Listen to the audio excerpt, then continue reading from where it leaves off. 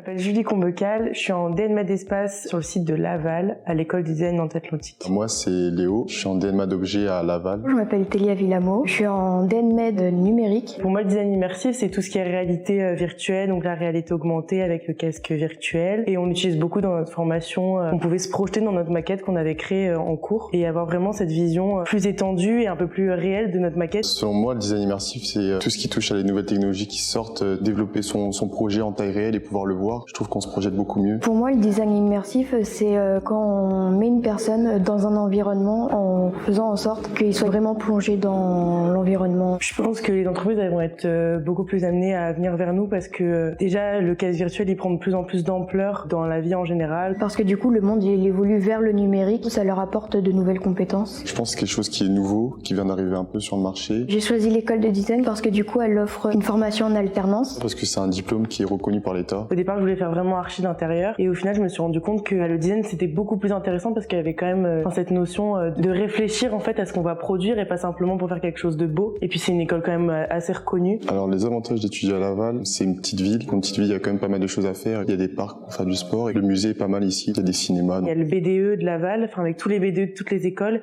et ils font des soirées. La vie au niveau étudiant, elle est pas trop chère. Les profs, c'est beaucoup de professionnels, donc on est avec des personnes qui sont dans la vie active. Ça nous permet de voir ce qu'on pourrait faire plus tard, par exemple. Du coup, on a tout le temps Oscar avec nous, qui est vraiment tout le temps disponible. Il nous aide bien. Quand on a des difficultés, faut pas hésiter à aller les voir et du coup, il nous aide sur ces difficultés-là. Et puis, il nous montre comment utiliser les objets. C'est vrai, au niveau de l'équipement, ici, on est vraiment bien fourni. Il y a pas mal de choses. En termes d'ambiance, tout le monde s'entend super bien. On a beaucoup de projets, donc en fait, tout le monde se connaît au final. On est un petit groupe, donc je trouve que c'est mieux pour étudier des petits groupes. La formation, elle se déroule du coup en 3 ans. On a quand même pas mal de cours, pas mal de pratiques, du théorique. On a des cours de culture du design, c'est un peu de l'art, mais on voit vraiment les grandes lignes du design. Après, on a des cours encore de philo, de français. Et on garde quand même cet esprit un peu artistique parce qu'on a des cours de modèles vivants où on va au conservatoire au centre de Laval. On a des cours aussi de culture des technologies immersives, culture du numérique et anglais aussi. On apprend à utiliser Unity et du coup Visual Studio, à utiliser les suites Adobe. Et on apprend aussi du coup à faire de la maquette électronique et à utiliser le logiciel. Le design immersif, c'est vers là où on évolue. C'est vraiment un gain de temps de vraiment se spécialiser dans le numérique. En fait, on peut être dans